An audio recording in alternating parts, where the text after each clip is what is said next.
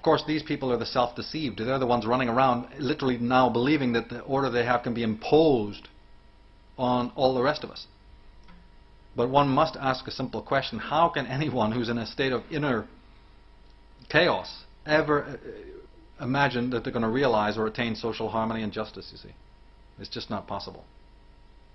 In fact, recall the quote by Goethe, Johann Wolfgang von Goethe, who said that he is happy as well as great, who needs neither to obey nor command in order to be something. Now, Ayn Rand, a philosopher, the Russian philosopher, said that still another kind of soul is revealed by the man who takes pleasure, not in achievement, but in destruction. What? Pleasure in destruction? Well, there you have it. The sadism, the narcissistic pleasure, the psychopathy. Not in achievement, but in destruction, whose action is aimed not at attaining efficacy, but at ruling those who have attained it. The soul of a man so abjectly lacking in self-value and so overwhelmed by terror of existence that his sole form of self-fulfillment is to unleash his resentment and hatred against those who do not share his state.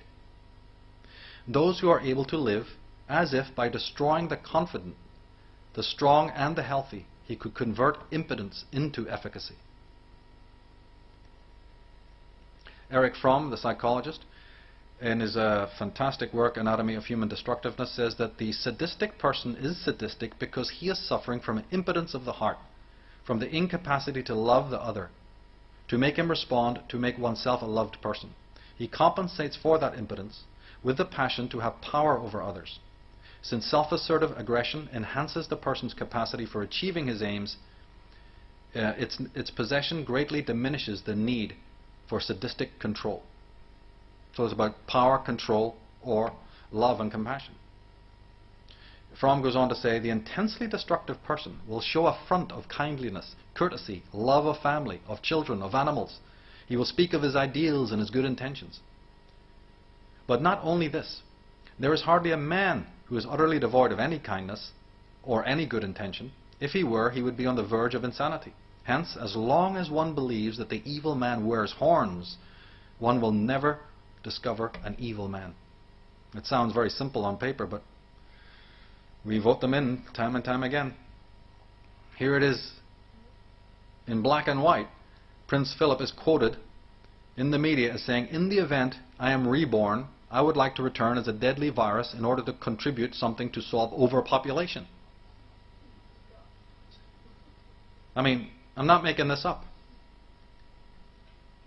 Albert Speer, the Nazi official very close to Hitler, he was one of the architects, physically I mean, he was an expert in architecture.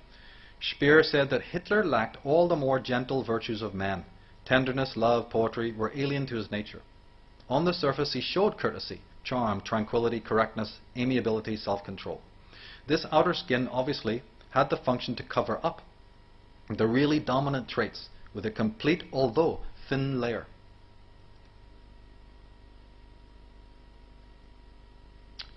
So, knowing this, when you diagnose these people like this, come very cognizant of discovering what is the psychopath.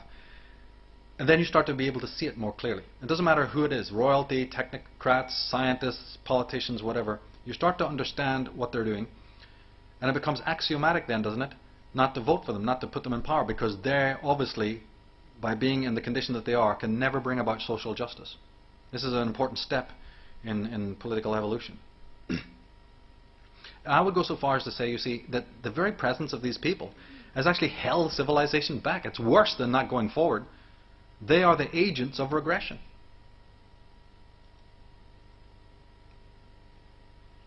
Here we have Barbara Bush saying, why should we hear about body bags and deaths? It's not relevant.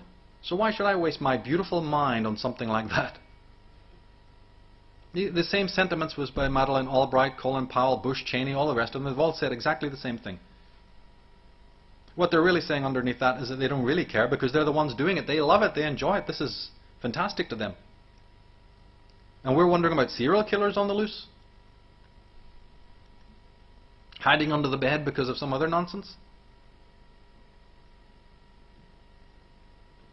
Another one that the media do, you see, is they play on this dichotomy that we have, the ambivalence that we have, is constantly used. They know how to work on our ambivalence. Like Ayn Rand was pointing out, if we lose the ability to tell these people, like Fromm was pointing out, if we lose it, then we're weakening our judgment. We forget what the differences are between right and wrong and wisdom and folly. Right? Our judgment becomes erased. And therefore we become more susceptible to these people. We can't even really decide anymore whether they're good or evil. We keep excusing their misdemeanors and infractions because we ourselves have lost our own morality.